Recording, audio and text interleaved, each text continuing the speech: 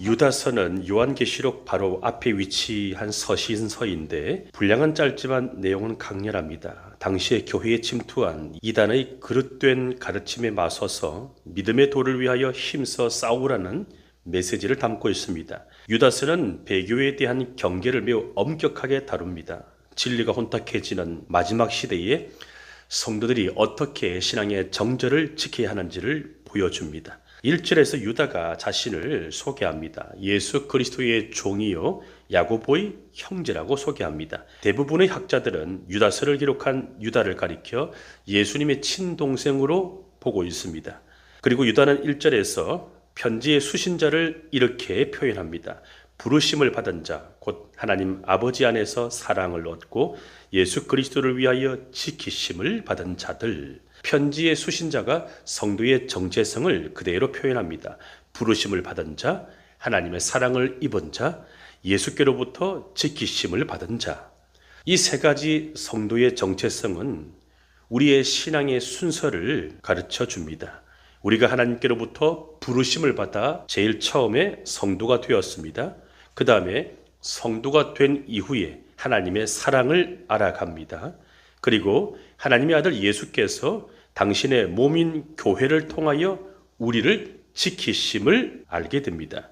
이 세 가지의 정체성을 우리가 붙들면 우리의 믿음이 흔들리지 않습니다. 유다는 원래 모든 그리스도인들을 대상으로 일반적인 구원의 기쁨에 대하여 편지를 쓰려고 하다가 교회 내에 몰래 들어와서 하나님의 은혜를 방종의 기회로 삼는 거짓 교사들의 위협을 전해 듣고 이를 경고하기 위해서 급히 주제를 바꾸어서 기록했습니다. 그들은 하나님의 은혜를 방탕의 구실로 삼고 예수 그리스도의 주 되심을 부인했습니다. 그래서 유다는 3절에서 성도들에게 믿음의 도를 위하여 힘써 싸우라고 권면합니다. 사랑하는 자들아, 우리가 일반으로 받은 구원에 관하여 내가 너희에게 편지하려는 생각이 간절하던 차에 성도에게 단번에 주신 믿음의 도를 위하여 힘써 싸우라는 편지로 너희를 권하여야 할 필요를 느꼈노니. 이 말씀은 우리 각자가 받은 믿음의 진리 위에 굳건히 서야 함을 강조합니다. 그래서 믿음은 지식이 아니라 삶을 변화시키기 위한 실험임을 깨닫게 됩니다. 유다는 4절에서 교회에 몰래 들어온 이들은 하나님의 은혜를 방탕한 것으로 바꾸고 예수 그리스도를 노골적으로 부인한 사람들이라고 설명하면서 그 당시에 침투한 거짓 교사들은 영지주의적 경향을 띄었을 가능성이 크다고 말하고 있습니다. 이들은 구원이 영적인 것이니 육체로 무슨 짓을 해도 영혼에는 영향을 주지 않는다. 죄가 더한 곳에 은혜가 넘치니 마음껏 죄를 지어서 하나님의 은혜를 드러내자. 이런 식으로 복음의 자유를 육체의 기회로, 정욕의 기회로 왜곡했습니다. 이것은 하나님의 은혜를 값싼 은혜로 치부하는 행위입니다. 하나님이 복음을 통하여 주신 은혜는 우리를 죄에서 자유롭게 하여 거룩함으로 인도하는 힘이지 죄를 마음껏 지어도 된다는 범죄 면허증이 아닙니다. 그래서 4절이 주는 메시지는 분명합니다. 하나님의 은혜를 방탕한 것으로 바꾸지 말라는 것은 하나님의 은혜를 너무 강조하여 인간이 범하는 죄에 대하여 무감각해지는 것을 경계하라는 말입니다. 이것을 간과하면 예수 그리스도를 주로 시인할 수가 없습니다. 예수 그리스도를 부인하게 됩니다. 내가 예수 그리스도의 종으로 살기 싫기 때문에 그렇습니다. 그래서 우리가 예수 그리스도를 주라고 증거하면, 내 삶의 주인이 예수님이심을 증거하면 예수님처럼 살아야 되고 죄를 지을 수 없게 됩니다. 그래서 우리는 복음을 전해야 되고 전도를 해야만 내 믿음을 지킬 수가 있습니다. 내 입으로 예수를 주로 증거해야 내 삶이 복음을 따라 끌려가게 됩니다. 이어서 유다는 5절로 7절에서 악한 사람들에게 거울이 될 세 가지 역사적 심판을 소개합니다. 출애굽 후에도 멸망한 이스라엘, 그 다음에 자기 지위를 지키지 않은 천사들, 그리고 소돔과 고모라입니다. 이들의 공통점이 무엇입니까? 은혜를 경험했지만 하나님을 경외하지 않았다는 것입니다. 기적이 신앙을 보장하지 않습니다. 환경의 변화가 인격의 변화를 대신하지 않습니다. 은혜를 많이 받았다고 해서 그 사람의 내면이 삶이 변화되는 것이 아닙니다. 신앙은 무엇입니까? 항상 내가 주인인가 하나님이 주인인가의 씨름이고 싸움이에요. 겸손과 교만의 투쟁이 신앙생활입니다. 하나님이 주인 되지 않고 내가 주인 되면, 그렇게 교만해지면 나도 출애굽은 가나안 땅에는 들어가지 못하는 이스라엘 백성이 될 수가 있습니다. 세상에서 건짐을 받아 성도가 되었지만 천국에 못 들어갈 수가 있고, 또 지상에서도 천국을 누리지 못하는 그런 육에 속한 신자가 될 수가 있습니다. 그리고 주제 파악을 못하고 타락한 천사들처럼 나도 하나님이 주인 되지 못하고 내가 주인 되면 타락한 천사들처럼 교만에 빠져 흑암에 갇힐 수가 있습니다. 그리고 소돔과 고모라처럼 음란하고 방탕할 수가 있습니다. 이와 같이 인간의 죄성은 항상 죄와 방탕과 음란과 교만을 불러오기 때문에 항상 말씀의 거울에 자신을 비추어 보고 예수 그리스도께만 마음이 묶여 있어야 합니다. 그렇지 않으면 8절로 10절에 나오는 거짓 교사들 혹은 이단의 추종자들이 될 수가 있습니다. 8절에서 유다는 이단을 가르치는 거짓 교사들을 꿈꾸는 이 사람들이라고 표현합니다. 거짓 교사들은 자신들이 꿈이나 환상을 통하여 하나님으로부터 특별한 계시를 받았다고 주장하면서 그 권위를 앞세웠습니다. 하지만 그들이 전하는 가르침은 사도들이 전해준 믿음의 도가 아닙니다.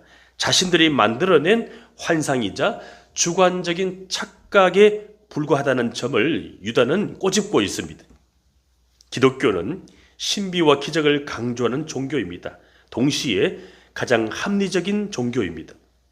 즉, 내가 체험한 신비와 기적을 일반 사람들이 알아들을 수 있는 언어로 표현하지 못하면 그건 공허한 것에 불과하고 나한테만 의미가 있는 환상과 착각에 머물게 된다는 사실입니다. 그래서 신비 체험을 많이 한 사람일수록 인문학 공부를 해야 되고, 인간 심리를 이해하기 위해 심리학과 상담학을 공부해야 되고, 나아가서 철학과 신학도 공부해야 합니다. 그걸 다 종합해서 배우는 학문이 기독교 영성학입니다. 유다는 8절에서 거짓 교사들의 특징을 이렇게 묘사합니다. 육체를 더럽히며 권위를 업신여기며 영광을 비방하는 사람들이라고 기록합니다. 여기서 영광을 비방한다는 말은 영광스러운 존재들, 천사들을 비방한다는 뜻입니다. 당시의 거짓 교사들은 육체의 쾌락을 더럽힐 만큼 탐닉하였고, 또 자신들을 통제하는 어떤 영적 권위나 율법을 인정하지 않았습니다. 그러다 보니 하나님이 세우신 영적 세계의 위계 질서와 천사들을 무시했습니다. 그래서 유다는 9절에서 천사장 미가엘과 마귀가 모세의 시체를 놓고 논쟁을 벌인 것을 예로 들어서 영적 위계 질서의 존중을 대조적으로 설명합니다. 모세가 죽은 후에 천사장 미가엘과 마귀가 그의 시체를 놓고 논쟁을 벌였습니다. 왜 싸웠을까요? 성경 본문에는 자세한 이유가 없지만 전승에 따르면 마귀는 모세가 사람을 죽인 죄인이므로, 애굽 사람을 죽인 죄인이므로 시체를 가져갈 권리가 있다고 주장했거나, 이스라엘 백성이 모세의 무덤을 우상 숭배의 장소로 삼게 하려고 시체를 차지하려 했다라고 봅니다. 여기에 대하여 천사장 미가엘이 마귀를 향해 함부로 비방하거나 판결을 내리지 않았다고 말합니다. 천사장 미가엘은 오직 하나님의 권위를 의지하여 주께서 마귀를 꾸짖으실 것이다 라고 말하며 심판의 고난을 하나님께로 넘겼습니다. 자, 이것은 천사장 미가엘이 마귀조차도 하나님이 허락하신 어떤 영적 질서 속에 있음을 인정하고 존중했음을 보여줍니다. 마귀, 사탄은 타락하기 전에 최상위 계급의 천사들이었습니다. 마귀는 타락 전에는 하나님께 가장 가까운 자리에서 영광을 누리던 높은 지위의 존재였습니다. 그리고 미가엘은 천사장인데 하늘나라의 군대를 이끄는 사령관의 위치에 있었습니다. 창조 당시의 계급으로 봐서 서열면에서는 마귀가 미가엘보다 높았거나 대등했을 가능성이 큽니다. 그래서 오늘 본문 9절에서 미가엘이 마귀를 직접 비방하지 않고 권위를 존중하기 위해서 하나님께 심판을 맡깁니다. 그러나 마귀가 타락한 이후로는 미가엘이 승리자로서의 지위를 가집니다. 요한계시록 12장 7절로 9절을 보게 되면 하늘의 전쟁에서 미가엘과 그의 천사들이 용 마귀와 싸워 이겨 마귀를 하늘에서 내쫓았다라고 기록합니다. 미가엘의 능력은 자기 자신의 것이 아니라 하나님의 권위를 대행하는 데서 나왔음을 보게 됩니다. 그런데 거짓 교사들이 뭐 그리 대단하다고 잘 알지도 못하면서 영적 세계에 대하여 함부로 비방하고 또 영적인 분별력도 없이 마치 짐승들처럼 본능적으로 말하고 행동한다고 유다가 지적합니다. 자, 유다서 1장 10절을 보십시오. 같이 읽겠습니다. 시작.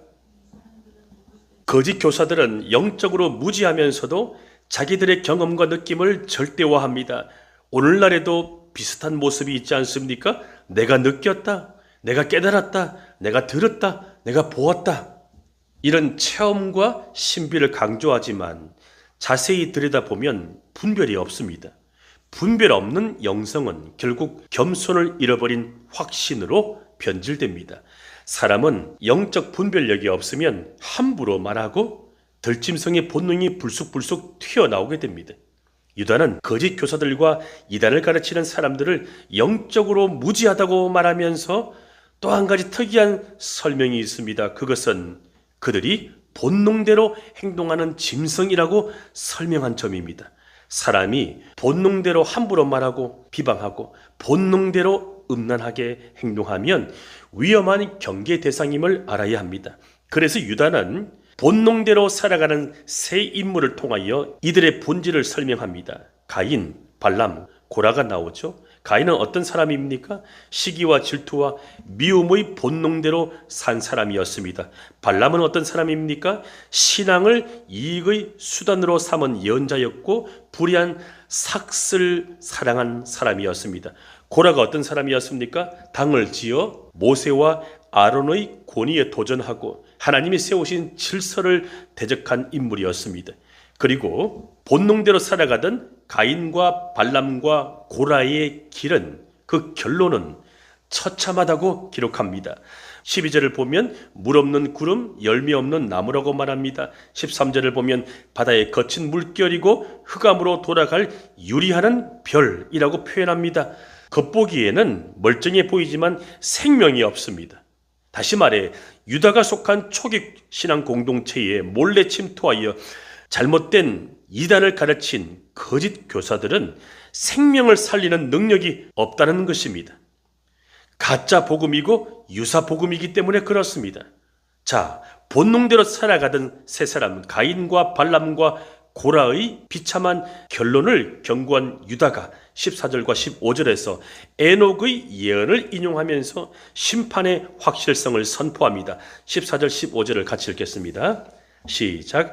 아담의 7대 손 에녹이 이 사람들에 대하여도 예언하여 이르되 보라, 주께서 그 수많은 거룩한 자와 함께 임하셨나니 이는 무사람을 심판하사 모든 경건하지 않은 자가 경건하지 않게 행한 모든 경건하지 않은 일과 또 경건하지 않은 죄인들이 주를 거슬러 한 모든 완악한 말로 말미암아 그들을 정죄하려 하심이라 하였느니라. 유다는 주께서 수많은 성도와 함께 강림하셔서 경건하지 않고 본능대로 행동하는 사람들의 일과 말을 심판하실 것을 선포합니다. 유다는 짐승처럼 본능대로 행동하는 사람은 경건하지 않기 때문에 그들의 일과 말에서 그대로 본능이 드러난다고 가르칩니다. 이는 심판이 먼 미래의 막연한 사건이 아니라 반드시 일어날 확정된 사실임을 강조합니다. 기독교는 심판을 강조합니다. 왜 성경 곳곳에서 기독교가 심판을 강조할까요? 그 이유는 단순히 공포를 조성하기 위함이 아니라 하나님의 공의를 실현하여 인간의 삶에 궁극적인 소망을 주시기 위해서입니다. 만약에 심판이 없다면 악인이 득세하게 되고 착한 사람은 피해만 당하는 부조리가 생기게 됩니다. 그리고 하나님의 심판이 없다면 역사는 힘 있는 자들의 승리로만 끝날 것입니다. 그러면 너무 불공평하지 않습니까? 심판이 있어야 선악이 구분되고 사필 규정이 되지 않을까요? 나는 힘이 없어서 피해를 당하였어도 하나님은 공의로 심판하셔야 공평한 것입니다. 하나님이 심판을 강조하시는 이유는 우리가 멸망하기를 원해서가 아닙니다. 우리가 죄의 본능에서 돌이켜서 가인과 발람과 고라의 길에서 돌이켜서 의와 생명의 길로 나아가기를 원하시기 때문에 하나님이 심판을 강조하시는 것입니다. 하나님의 마음을 읽어야 합니다. 그래서 16절은 본능대로 살아가던 그들이 구체적으로 어떤 삶의 태도를 가졌는지를 기록합니다. 이 사람들은 원망하는 자며 불만을 토하는 자며 그 정욕대로 행하는 자라. 그 입으로 자랑하는 말을 하며 이익을 위하여 아첨하느니라. 16절은 짐승처럼 본능대로 사는 악인의 특징을 세 가지로 나열합니다. 원망과 불만, 정욕, 욕심을 말합니다. 자랑과 아첨이에요. 하나님이 주신 환경에 감사하지 못하는 태도가 원망과 불만입니다. 자기 생각에 집착하는 태도를 가지게 되면 원망과 불만을 하게 됩니다. 정욕은 욕심을 말하는데 이성이 아닌 본능과 욕심이 삶의 운전대를 잡는 태도를 말합니다. 자랑과 아첨은 자기 우월감에 빠져서 허풍을 떨고 자기를 과시하고 또 자기 이익을 위해서 타인에게 아첨하는 태도를 말합니다. 여러분, 가인과 발람과 고라처럼 본능대로 살면서 하나님의 질서를 거스르는 자들은 일시적으로 승리하는 듯 보이지만 결국에는 하나님의 공의로운 심판을 받게 됩니다. 사랑하는 성도 여러분, 모두 다 사람답게 살지 않고 짐승처럼 자기밖에 모르고 자기 본능대로 함부로 말하고 함부로 행동하는 이러한 악한 시대에 사람의 말과 행위에 대하여 반드시 심판하시는 하나님의 공의를 믿으시고 믿음의 돌을 붙들기 위해 힘써 싸우시는 거룩한 성도들이 되시기를 바랍니다. 하나님의 은혜를 방종의 기회로 삼지 않고 예수님을 부인하지 않는 진짜 성도가 되시기를 바랍니다. 예수가 주가 되시고 우리는 예수의 종이 되어야 합니다. 저는 그렇게 여러분들이 살아갈 수 있도록 하나님의 긍휼과 평강과 사랑이 넘쳐나기를 기도하겠습니다.